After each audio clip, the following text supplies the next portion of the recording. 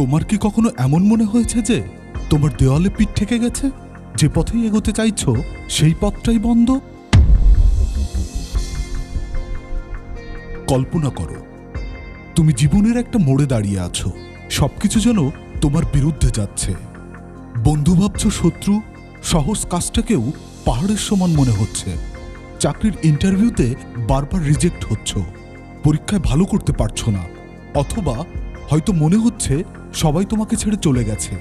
কেমন লাগে সেই মুহূর্তে যখন মনে হয় এবার বুঝি সব শেষ? এই অন্ধকার মুহূর্তটাকেই বলা হয় দ্য টিপিং পয়েন্ট বা মোড় ঘোরানোর মুহূর্ত।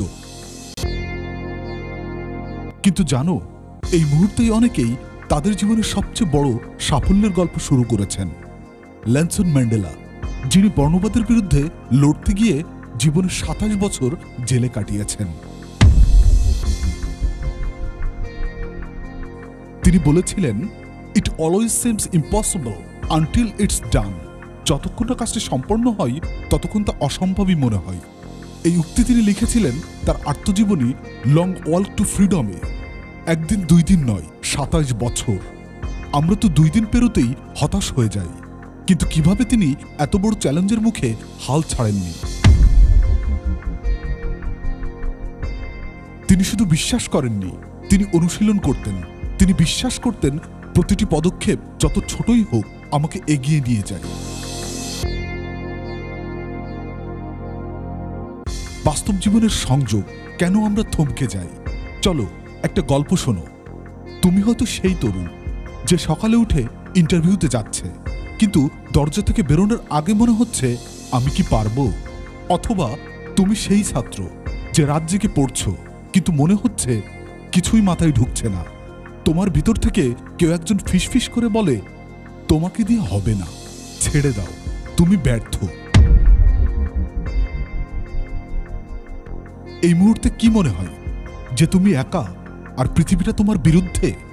কিন্তু সত্যি বলতে এই অনুভূতিটা শুধু তোমার একার নয়। আমাদের মস্তিষ্কটা এভাবেই তৈরি। যখন আমরা কোনো কিছু বড় চ্যালেঞ্জ দেখি, আমাদের ভেতরে ফাইট অর ফাইট রেসপন্স চালু হয়। কিন্তু যখন আমরা লড়তেও পারি না, পালাতেও পারি না, তখন আমরা ফ্রিজ হয়ে যাই, আমরা থমকে যাই। আমরা সবাই জীবনের কোনো না কোনো সময় এই চ্যালেঞ্জের মুখোমুখি হই। প্রশ্ন হলো, তুমি কিভাবে এগোবে? তুমি কি এই ফ্রিজ মোডেই থেকে যাবে, নাকি এই চ্যালেঞ্জকে একটা সুযোগ হিসাবে দেখবে?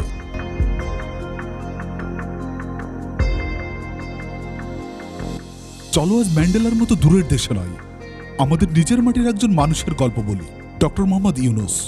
তিনি যখন গ্রামীণ ব্যাংক শুরু করেন তখন সবাই বলেছিল, গরিব মানুষের ঋণ দেওয়া এটা কখনোই কাজ করবে না, ওদের তো জামানতই নেই।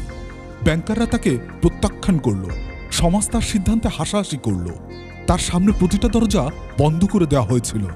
তিনি চাইলেই সেদিন থেমে যেতে পারতেন, কিন্তু তিনি থামলেন না। তিনি বিশ্বাস করতেন একটি ছোট পদক্ষেপও পৃথিবী বদলে দিতে পারে। তিনি গতানুগতিক সিস্টেমের বিরুদ্ধে গেলেন। তিনি গ্রামের মহিলাদের ছোট ছোট ঋণ দিয়ে শুরু করলেন, ভরসা করলেন বিশ্বাসের উপর। আর আজ সেই গ্রামীণ ব্যাংক লাখো মানুষের জীবন বদলে দিয়েছে। তিনি নোবেল শান্তি পুরস্কার জিতেছেন, কিন্তু তার আগে তিনি ছিলেন আমাদের মতোই একজন সাধারণ মানুষ, যিনি চ্যালেঞ্জের মুখে হাল ছাড়েননি।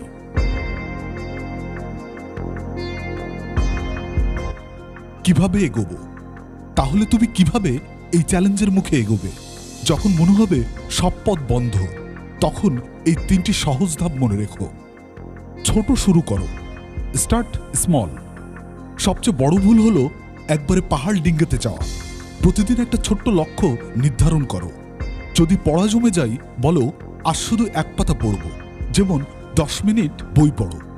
বা একটা নতুন স্কিল শেখার জন্য 5 মিনিট দাও। ডক্টর মোহাম্মদ ইউনুসও একটি গ্রাম দিয়ে শুরু করেছিলেন। জেতার জন্য তোমাকে প্রতিদিন জিততে হবে না, শুধু প্রতিদিন খেলতে হবে। প্রশ্ন করো, আস্ক হোয়াই। যখন হতাশা লাগবে, নিজেকে জিজ্ঞাসা করো, এই ব্যর্থতা থেকে আমি কি শিখতে পারি? ব্যর্থতাকে ব্যর্থতা হিসাবে দেখো না, দেখো ডেটা হিসাবে। তোমার ফোনে কাজ না করলে তুমি তো ফেলে দাও না, তুমি দেখো চার্জ নেই, নাকি নেটওয়ার্ক নেই? জীবনের চ্যালেঞ্জও তাই। রিজেক্ট হয়েছ? ভাবো কেন? উত্তরটা তোমাকে নতুন পথ দেখাবে। Support now, build your circle. তোমার বন্ধু, পরিবার বা কমিউনিটির সাথে কথা বলো। তুমি একা নও। নেলসন ম্যান্ডেলা জেলে একা ছিলেন না, তার সাথে সহযোদ্ধা ছিলেন। ইউনুস গ্রামের মানুষদের একত্রিত করে তাদের শক্তি বাড়িয়েছিলেন।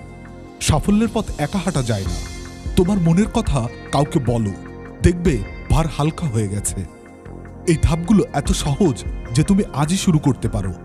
তুমি কোনটা প্রথম চেষ্টা করবে কমেন্টে জানিও। জীবন সবসময় সহজ হবে না। ওই যে দেয়ালটা তোমার সামনে দাঁড়িয়ে আছে, ওটা তোমাকে থামাতে আসেনি। ওটা এসেছে তোমার পরীক্ষা নিতে। তুমি তোমার স্বপ্নটাকে সত্যি কতটা চাও। প্রতিটি চ্যালেঞ্জ তোমাকে আরো শক্তিশালী করে। মনে রেখো, তুমি যত ছোট পদক্ষেপই নাও, সেটা তোমাকে তোমার লক্ষ্যের কাছে নিয়ে যাচ্ছে। ম্যান্ডেলা জেলের ভিতরেও প্রতিদিন হাঁটতেন, কারণ তিনি জানতেন একদিন তাকে স্বাধীনতার জন্য লম্বা পথ হাঁটতে হবে। আজ একটা ছোট কাজ করো, হয়তো একটা লক্ষ্য লিখে রাখো, বা একজন বন্ধুকে তোমার স্বপ্নের কথা বলো। আর এই ভিডিওটাই যদি তোমাকে একটু অনুপ্রাণিত করে, তাহলে শেয়ার করো, যাতে আরেকজনও এই বার্তা পায়। মনে রাখো, প্রতিদিন একটু এগিয়ে যাও। চ্যালেঞ্জকে ভয় পেও না, চ্যালেঞ্জকে বলো আমি আসছি।